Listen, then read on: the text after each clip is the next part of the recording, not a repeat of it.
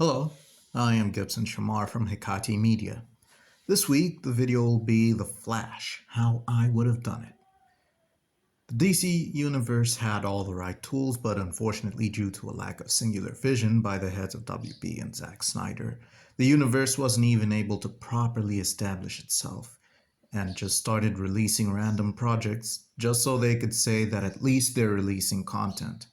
The DC Universe will be getting a second chance with James Gunn shepherding it, and we at Hikati Media wish him all the luck in the world. But for now, all we can do is talk about how we would have handled the universe before all the drama if we had creative control over the stories and had a say in when the movies would be released. So let's get started with explaining how we would have made this movie. Open the movie with a bank robbery taking place. The thieves take all the money they can carry, and they're led by Digger Harkness, who uses his boomerangs to take down the guards and take out the cameras. He is extremely skilled with them and throws one out of a random window. When he and his cohorts get outside, they are confronted by the police, and the boomerang comes back, gassing all of them. Digger and his crew get into their van and start to make their getaway. The other crooks shoot at the police cars while Digger uses many of his deadly boomerangs. Things escalate and the last police car is immobilized before something red dashes past them. The chase continues with this red being running after them, and this being is revealed to be a man. He dodges the bullets fired at him and almost slips at times but maintains composure. After a prolonged chase where Digger throws his crewmates out one by one in order to distract the fast man, the criminal crashes the van and makes a run for it until he reaches an alley with a dead end. The fast man gets to him and says, "No honor among thieves, huh?" Then rams him. The police find Digger tied up in the alley and take him in. Iris West gets into the building of Central City Picture News and sees a lot of activity. She asks a fellow reporter what's going on, and she tells her that there was a bank robbery that was stopped by someone who could move faster than speeding bullets. Iris then asks if Superman is in town, and the reporter says that it's not him, that it's the guy that people have been talking about for weeks, whom Iris is still skeptical about. Iris goes to talk to the editor-in-chief about how she found out about a corruption ring within the Central City Police Department. The editor tells her that the new hero is bigger news, and that she should focus on that story rather than the usual corruption ring story. Iris submits her story anyway and walks out of the room after telling the editor that even normal people can be heroes and that these supers are making people forget that. Barry Allen is shown in his room, taking his shoes off as they've been burned completely, and there's smoke coming from them. He sighs and throws them next to his previous pairs of similarly damaged shoes. The pants he wore were partially burned, and his shirt was fine.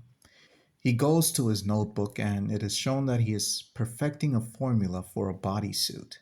He annotates that he got it right for his top and now needs to make arrangements for shoes and trousers with the same heat resistance.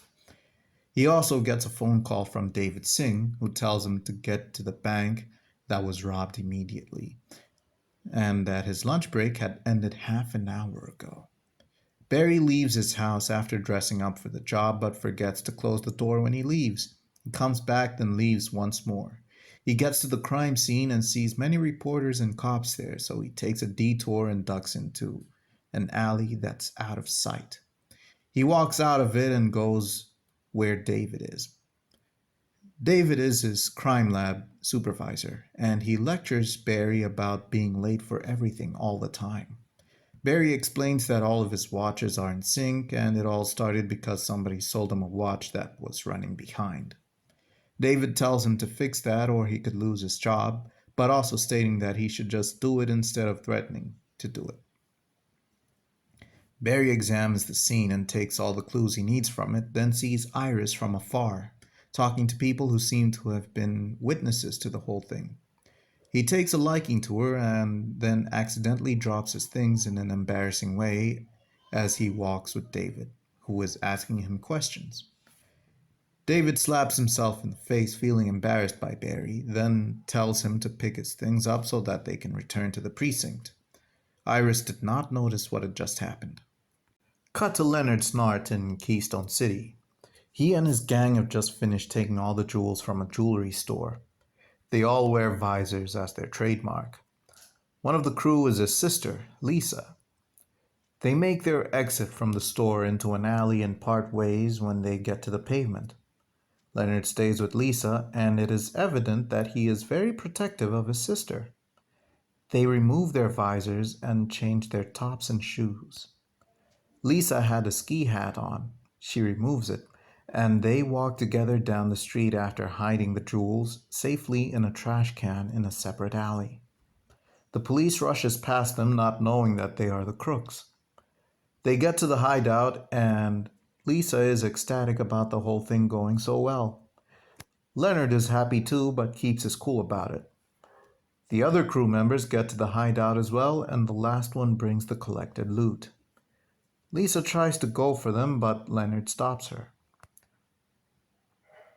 The crew members are to get their cut first, and they take it. Lisa notices that one of them took some of her cut, and she wants it back.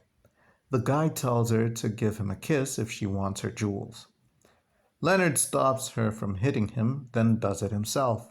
He gives Lisa that guy's whole cut, and it turns into a tense confrontation.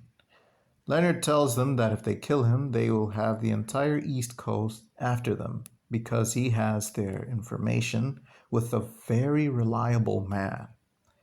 They try to call his bluff and fail. He tells them never to disrespect his sister again, then tells them of one more score before they can retire, and it will be in Central City. Cut to Barry Allen in his crime lab with other people there. Patty Spivot, his assistant, and James Forrest, another scientist. They talk about the robbery and how it was stopped. There's a lot of science talk there, and the scene serves to show how much Barry invests into uncovering crime scenes. Patty brings up how Barry always makes his work hard for himself by being late, and James teases Barry about how that never goes well with the ladies. Patty asks Barry if he's in a relationship, and he tells her that he isn't. James then brings up that actress that Barry dated for a while before they broke up permanently, and Patty teases him that he probably couldn't keep up with her. David gets to them and tells them that the police chief's speaking and that they need to hear what he's going to say. They watch the speech on television, and it is the mayor speaking, and he informs the public about a very rare jewel that will be arriving in Central City soon, and that the chief of police, Matthew Paulson, will be tasked with beefing up security around it when it is brought into the city. Matthew steps onto the podium to deliver a speech about how he will not let anyone get their hands on it, and informs the people that the jewel is invaluable and is worth fighting for. Leonard and his crew are watching the same broadcast with interest. Iris watches it as well, with particular interest in Matthew's words.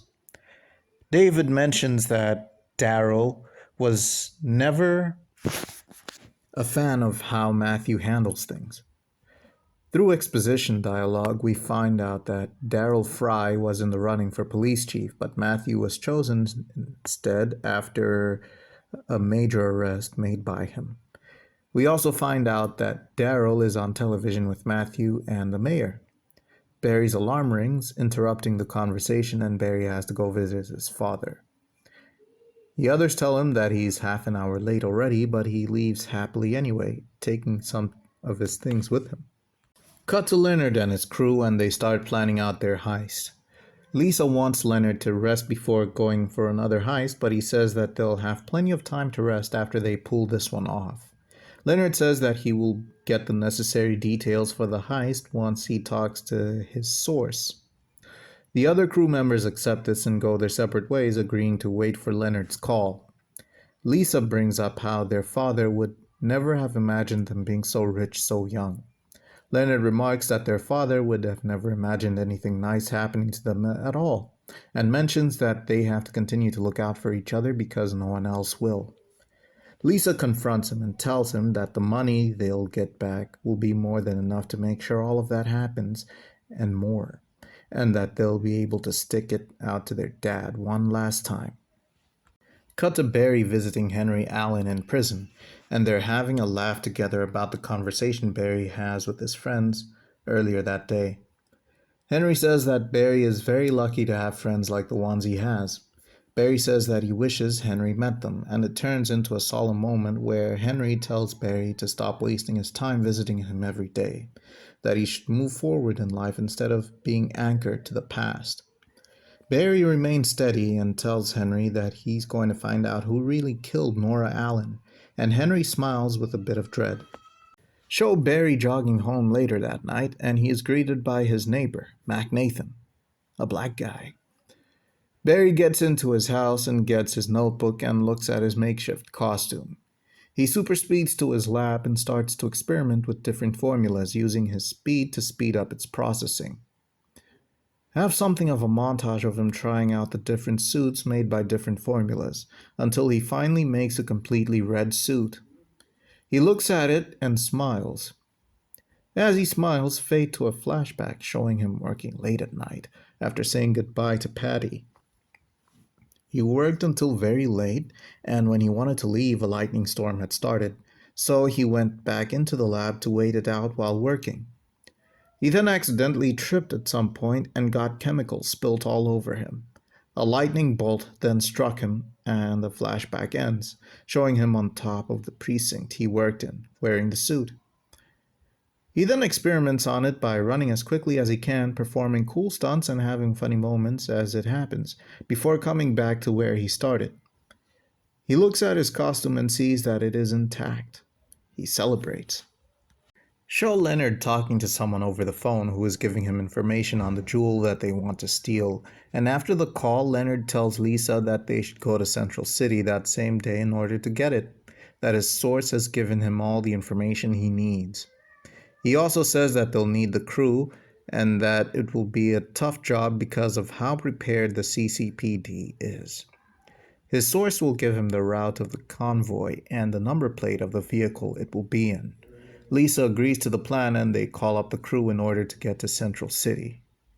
Cut to Central City and show that Iris is trailing Daryl in her car. She keeps a low profile and sees Daryl talking to some very crooked-looking people. She takes pictures of the conversation, and before she leaves, one of them catches onto her and goes to her. She tries to lie her way out of what she's doing, and it doesn't work. Daryl needs her not to publish anything, but she refuses to listen and tries to make a getaway, leading to a chase. A lot of commotion is caused in the streets, and the hero steps in to intervene. Barry takes down all the crooks in their cars and motorbikes, and the last save is her when her car spirals out of control and flips over. He gets her out of the car while it is upside down in the air and gently sets her down while smiling at her. The car falls far away and explodes while Barry and Iris look at each other. Barry says goodbye to her and races off. Sometime later, the place turns into a crime scene, and Iris is there as a witness as well as a reporter. Barry is there as well, gathering scientific data that he needs, and happens to see Iris. He tries to sneak off twice to talk to her, but David Singh stops him both times to ask him a question. The third time, he manages to get away from David and gets to Iris so that he can talk to her, which he does, awkwardly. He is shown as goofy, and she is shown to be amused by it, but more focused on her work. She rebuffs his attempts at asking her out until David gets there and tells Barry to talk to Daryl, and Iris puts it together that she can get information on Daryl through Barry. Barry leaves her for a moment and talks to Daryl, and tells him that she's willing to hang out with him if she can get to the precinct he works in. He rebuffs her at first, but then she convinces him. Cut to Leonard Smart, and his crew members are excited about going to rob the city, especially Lisa, as she is the one who loves Jules the most. Leonard steals Jules for her. They get in their van and get to a warehouse where there are people working. Leonard says that they're meant to meet their contact there. Cut to Barry and Iris walking and talking, getting to know each other. She asks him about his work, and he tells her that he's been working for 5 years. And she tells him that she recently moved from Keystone City and had been working at Central City Picture News for a few weeks. She started off as an intern in the Keystone branch. They talk more and eventually sit down for ice cream. They have great chemistry together as they talk about the growing number of metahumans and this new Scarlet Speedster in Central City. She thinks he is there to help, but believes in human effort over superpowers. Barry believes the opposite and says that superpowers help make things more accessible. It leads to her insinuating that he is the speedster, and he denies it. She smiles playfully at him. Cut to Leonard and his crew, and they meet their Central City contact and get the map and picture from the contact, whom is revealed to be a member of the CCPD, but we don't see his face. After they get the information they need, which is in an envelope, they break off, and Leonard starts devising the plan for the heist. Cut to Barry and Iris, with Barry walking Iris home at night. At this point, they have broken the ice and talk about personal things, but only surface level stuff. They laugh together often and stop when they reach her doorstep. It is a good, weird feeling between them when they say bye to each other, and Barry asks her out on a date. She tells him that she wants to do her job first, then figure things out with Dad, telling him that he moves too fast. He tells her that she can come over to the precinct the next day, and she agrees to it and says that she'll call him when she's ready. He smiles and super speeds away happily when she enters the house, and she finds a letter on her table. She reads it and is shocked by what she sees. The next day, there is a building that is on fire, and the fire department is struggling to fight the flames. It is shown in the news, and the people in the CCPD are watching it on the news. There are police on the scene working on crowd control, and people are filming what is going on. A streak is shown speeding into Barry's house, then out of it and towards the burning building. Barry makes his first public appearance and tries everything he can to put out the fire, like bringing more fire trucks, waving many carpets, and even super breath, which he doesn't have. It's meant to make people laugh. He then discovers that there are people inside, then rushes in to save them and comes out with his body unscathed, and figures out that he can create a vacuum to put the fire out. He then runs around the building many times until the fire is out and people cheer him on. He celebrates right there with the people, and Iris arrives wanting to see what's going on. Barry goes to her and tells her that he wants an interview with her, and she says that she's working on something else and only accepts when he insists. He then runs off. The newspaper dubbed this Scarlet Speedster the Flash, since he loves the attention so much. The news goes crazy about him. Cut to Iris being frustrated while in the crime lab with Barry, Patty, and James at how she isn't getting any results for her story, and now the Flash wants to squeeze into her life. Barry tries to defend Flash's actions, but she refutes his claims. At the height of their discussion, they see Daryl, David, and Matthew speaking to each other, and Iris goes intent on speaking to Daryl. David leaves before she gets to them, and she talks to Daryl and Matthew. Matthew wants her out and tells Daryl to take her outside as reporters aren't allowed in the precinct, then leaves. Daryl and Iris have a tense conversation about invasion of privacy, which Daryl instigates, and it ends with Iris storming out after Daryl threatens to end her career. Barry is suspended for allowing her in there, and he goes outside to talk to Iris. She tells him that she's going to get her story and that she won't rest until she does. That night, Leonard calls his crew and they make their plan. Leonard narrates the plan as a montage is shown of them taking pictures of places and doing reconnaissance of the area. One of the crew members asks about Flash and what they will do about him. Leonard tells him not to worry about him, and they continue their reconnaissance, which lasts days, until they are finally ready for it. The day of the heist comes up and the jewel is circulating in the city. The crew start up their plan and create traffic on a road, leading the truck to a detour. The truck moves past alleys until it finds a road once more and continues moving until a car crashes into it, stopping it in its tracks. Leonard and Lisa get out of a separate car and go towards the truck, which makes the getaway. They chase it in their own car along with other crew members. They shoot at the truck and there's commotion caused. Flash joins the pursuit and a series of traps are set for him, which he escapes, having to save people as well. He does manage to capture all the crew members except Leonard and Lisa, who then detonate a bomb in a building that's under construction. Flash is caught up ensuring everyone's safety and stopping the building from collapsing, then having to stop the debris and rubble from hurting people while the truck with the jewel is led to a dead end and the Snarts get the jewel and make their getaway. The newspapers show that the thief got away with the jewel and Matthew announces that they will work hard to catch this thief, making sure that he is brought to justice. Leonard and Lisa celebrate their success and start to examine the jewel. Leonard wants to continue stealing but tells Lisa that she can leave the life behind now, that they'll have enough money to get a good life. She worries about the other crew members snitching, but he tells her that his contact will set them free. Lisa says that she doesn't want Leonard to get hurt, so she devises a means of harnessing the jewel's power to have control over ice, as cold is the one thing which can halt motion.